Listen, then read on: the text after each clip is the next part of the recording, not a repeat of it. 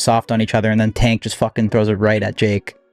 Jake can punch with that right hand. Like, I seen him, you know what I mean, up close in person. Like, dude is big. He's not as slow as people think he is, and he can punch. An amazing fight, a masterclass by Crawford. He shocked me, and I'm highly impressed. And his skill level was just very superior. But what happens when boxing's most technical genius walks into the gym of a man the sport still refuses to take seriously? Something unbelievable just went down. Terence "Bud" Crawford, the undefeated pound-for-pound king, the man who crushed Canelo Alvarez and shut up every critic who ever doubted him, has officially teamed up with Jake Paul ahead of Jake's upcoming clash with Gervonta Tank Davis. And let's be clear, this isn't one of those fake celebrity workouts or social media stunts. This is the most technically gifted boxer of our generation, mentoring one of the most unpredictable and controversial fighters in entertainment. Crawford isn't just showing Jake. When footage surfaced of Terence Crawford walking into Jake Paul's gym, most fans thought it was a joke. Nobody believed it until the cameras showed the truth. The two side by side, gloves on, warming up like teammates. Crawford wasn't there for show. He was locked in. Jake says he could get a cruiserweight title in 2 years. Do you think he can? It's possible. It's possible. Listen, man, a lot of people write Jake off, but Jake can punch with that right hand. He got a nice right hand. Gained a lot of respect for Jake because he's not a YouTuber that's just boxing just to box. He actually trains and actually want to get better and actually have got better. And really putting his time, focus, and energy into boxing. So you got to respect that. Jake was standing next to the best boxer alive, a man who's mastered every angle, every counter, every mind game inside the ring. Thank you, Training with GOAT, Crawford wasn't because just you about are the sharpening GOAT punches. of this era. It was about transforming Terence how he "Bud" thinks, moves, Crawford. and react like a true champion. Interview 4. Terence Crawford built his legacy on 3 things: precision, patience, and perfection. He's a kind of fighter who doesn't just win. He studies you, breaks you down, and dismantles you piece by piece until there's nothing left. His control of distance, timing, and rhythm is second to none. And now all those elite tools, the same ones that humbled Canelo Alvarez in one of boxing's most unforgettable performances, are being passed on to Jake Paul. That alone says everything. Analyzing Jake's every move. At one point, he stopped a mid-combo, adjusted his stance, fixed his head movement, and drilled him on the same ruthless combinations that once broke down world champions. The energy in that gym shifted instantly. Jake was standing next to the best boxer alive, a man who's mastered every angle, every counter, every... Is the burnt bridge with my brother unfixable? I don't hate your brother. You guys need to fight guys your the same size. When you fought Floyd, you are massive. He did hit you with a fucking bomb, and you fucking ate it. He's gonna fight Gervonta Davis. Who do you got? Gervonta, I think, hits way harder than Floyd, but he's too small. Your brother's gonna be able to get inside on him, put his weight on him, tie him up. I hear your critique on fighting guys the same size as you. Is that why you guys wouldn't let me fight Conor? Yeah, you're fucking huge. Conor weighs 145 pounds, 155 pounds. Yeah, but he says he can beat But with me. Terence Crawford now in his corner, everything changes. The old narrative that painted Jake Paul as a social media stuntman in gloves is starting to fade. He's finally earning something that's been out of reach since he first stepped into the ring: respect. Jake Paul fought with Tyron Woodley twice. Big numbers. Jake Paul fought against Tommy Fury. Big numbers. Jake Paul, who I believe, and I have told you guys this time and time again, he's much better than people give him credit for. 1, Jake Paul is not an amateur fighter, like some try to say. Jake Paul has money, so Jake Paul is getting trained by the best boxing coaches that money can... This fight isn't about raw power anymore. It's about strategy, timing, and composure. Anyone can swing hard, but only a real fighter knows. Terence Crawford had the ability to fight backwards and stay composed, good defense, hands was always up, countering everything that Canelo was throwing at him. He was just a little more active fight. Canelo did hit him to the body, but it was pretty much all Terence Crawford. I think some of what we saw from Canelo is what he has to resort to now to fight. Maybe he's dealt with some injuries to where he's not as mobile. It's just the pattern that he's put himself in for the last, 6 to 8 fights. That same pattern is why Bivol Paul was able to get him. He did not allow Canelo to get inside, man. As soon as Canelo would get into that certain range, you would jab him. We didn't see any like lateral moves where he would throw, push off to the side, as we used to see Canelo Alvarez. Canelo was almost smothering his shot because he couldn't stay at range with him. And Terence Crawford runs off counter combinations. It would be a wider margin if they fought again. But here's the question that's got everyone talking. Why? Why would a legend like Terence Crawford, a man at the top of the sport, decide to help a YouTuber turned boxer take down one of boxing's elite? The answer is simple: bad blood. There's real Tank. If Tank get to pick his opponent, he would do it. But Tank would never come from 35 to 54. Y'all got into it on social media around that time. Y'all was doing the back and forth shit. Is that just you being competitive, like when that happens, or is it like... I just really don't like that dude. Why though? Cause I just don't like him. Like I really don't like him. I just don't like. Just not your cup of tea. That's just not your. Yeah, I don't like nothing about him. You know, I don't like nothing about him. I just felt like, you know, he just one of these little arrogant little dudes that's, you know, using what he got to shield him. You know, like he got a lot of security guards around him, and he know, you know what I mean, he in the limelight and stuff like that, but in certain situations he wouldn't be acting like It all began when Gervonta Tank Davis boldly claimed he could move up in weight and knock out Terence Crawford. It sounded wild at the time, a smaller fighter talking about taking down the pound-for-pound king. But those words lit fire that never went out. At first, Crawford laughed it off, saying Tank would never actually step up to fight. How you feel about that fight? Is it even possible at a catch weight? Nah, ain't no catch weight. You come up to 47. You're not even entertaining the catch weight. No, I'm not. He's a champ though too, undefeated. And what champ? Come on, man, tell me what belt. You know boxing. You forgot Devin Haney is undisputed. Devin Haney got all the belts. He the champ. Nobody else the champ. I'm gonna come up here where the big boys at. All right, I'll welcome him. Things took a dark turn when Tank crossed a line most fighters know never to touch. He brought up Terence Crawford's family. That's when everything shifted. Crawford, who's usually calm, composed, and unbothered outside the ring, lost his patience. You could see it in his interviews and his tone. He wasn't just offended, he was furious. And that's when another major figure stepped into... There was some kind of crazy trash talk with Gervonta and Terence Crawford recently. And one of the things that I've always kind of noticed is most of the time, one of the things that's kind of off limits is families. Like you usually don't, you know. I know where you're going with this. Yeah. And so I wanted to kind of understand what your thoughts was about like some of those comments that was made. I think it was about Terence's wife.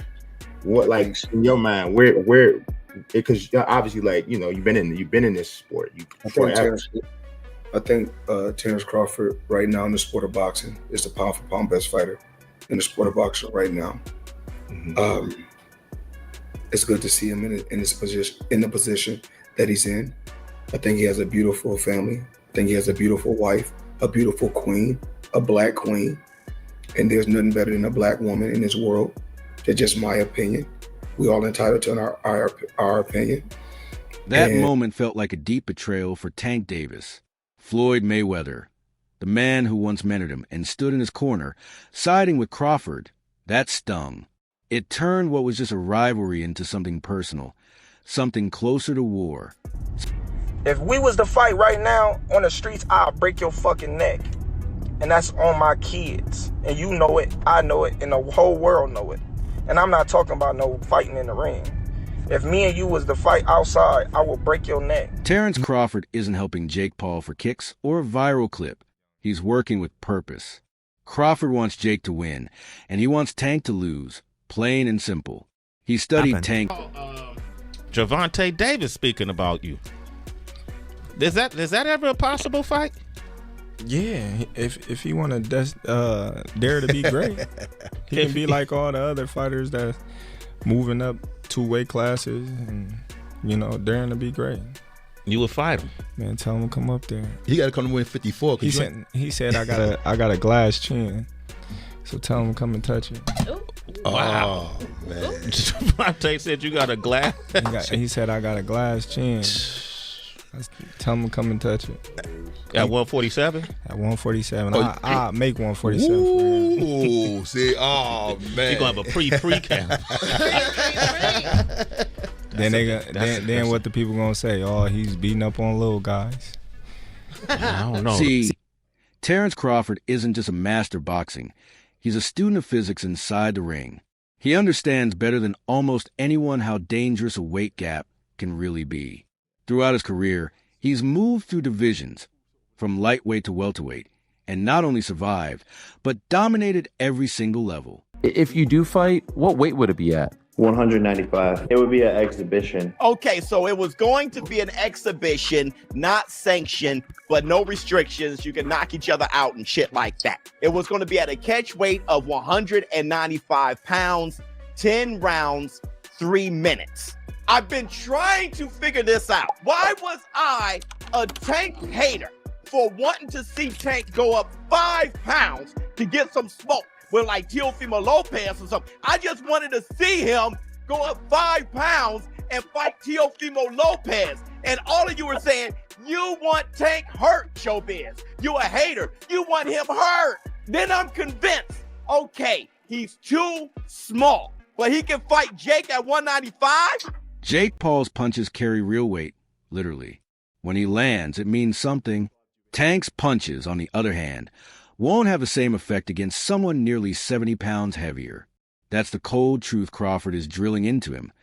Size can be a weapon if you know how to use it. Crawford's teaching Jake how to stay composed when the pressure hits, how to make a smaller... He should beat Jake Paul, shouldn't he? No, he shouldn't. You don't think... Sorry, so... I thought we were all unanimous here. You think that shouldn't. You think Jake Paul beats Gervonta Davis? 70 pounds is 70 pounds. Gervonta Davis is very small. 5'5". He's tiny, bro. 5'5". That's You what I'm got saying. Jake Paul He's a 6'1". little man. If Jake Paul's tucking up, move on, and absorbing punishment for walking forward, then look, there's a way to run it. From the outside, casual fans might think this is just another fun crossover. The YouTuber versus a pro boxer, a spectacle built for views. But people in... Bro, that's a fucking disgrace of a fight. Yeah. You know it. Just like Mike Tyson, low-key was a disgrace, but we accepted it. But yeah, he was 60 years old. I mean, the casuals don't see the weight difference. They see Jake Paul and Gervonta Davis. Yeah. And if Gervonta Davis doesn't fuck up Jake Paul, they're going to think Jake Paul is some pound-for-pound champion type of fighter. Yeah. Gervonta Davis, he's actually really small. Like, when I fought him, he's small. Yeah. So I just think it's a very unfair fight. Tank Davis is stepping up against a man who outweighs him by nearly 60 pounds. That's no small difference. Sure, Tank's faster, slicker, and far more experienced in the ring, but all of that fades the moment Jake Paul lands clean. Power like that doesn't care about resumes or highlight reels. Jake Paul, Tank Davis fight got moved to Miami. I think Jake wins. Jake's just so big, dude. I think Jake wins. This is different because it's similar. It's similar to Logan versus Mayweather, but Jake has Jake better Paul boxing. now obviously is way more advanced than where Logan was at that moment in time. I mean, Gervonta it's is just fucking sick. I mean, yeah, no, but dude, Did Jake. you ever watch his highlights? Jake can He's crack, nasty, man. bro. He's so sick. I love that guy, bro. Meanwhile, Gervonta tanked. Davis's career isn't sitting on solid ground. His recent draw with Lamont Roach left an ugly mark on what was supposed to be a flawless record. That fight was meant to be an easy showcase, a statement, but instead...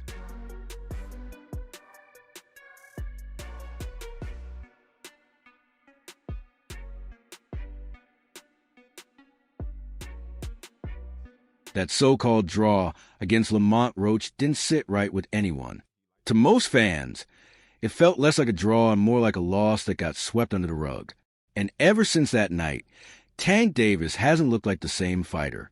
The hunger, the focus, Tank did that, so I know the got in his eye, but they should have countered it. They would have countered it, it would have went to Lamont Roach. What I didn't like about Tank, he was gassing up Lamont Roach way too much, and he was already talking about like retiring. He seemed a little distracted, didn't he, in the fight? That wasn't the same Gervonta Davis we're really used to seeing. It just lets you know how corrupt like these governing bodies are, bro. If that dude took a knee, not only did he take a knee, he's like, hold on real quick. Let me get this out of my eye. How is that not a point? Like, you know, funny thing, bro, that's why I cut my braids off. I had braids, and I had the same thing. I went through the same when I fought Andre. That burning my eyes, so I cut that off. So what exactly is Jake Paul learning from Terence Crawford?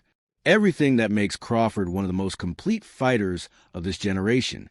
He's learning how to move with purpose, how every step, every angle, every inch of space in the ring. Tank Davis, Lamont Roach. I think we need to start with that one. Yeah. What transpired in that fight was astounding, because you have to remember Tank Davis was a 16-1 favorite going into this fight. Lamont Roach, while a WBA champion, was moving up from 130 pounds, and no one thought he had a chance. And the general demeanor of Tank Davis going into this fight was like, hey man, I'm kind of done with this. I got 3 fights left. I'm going to be done by the end of 2025. I don't really like this sport anymore. Kids, don't do this. Go into soccer. This ain't for you. Jake's training looks completely different now.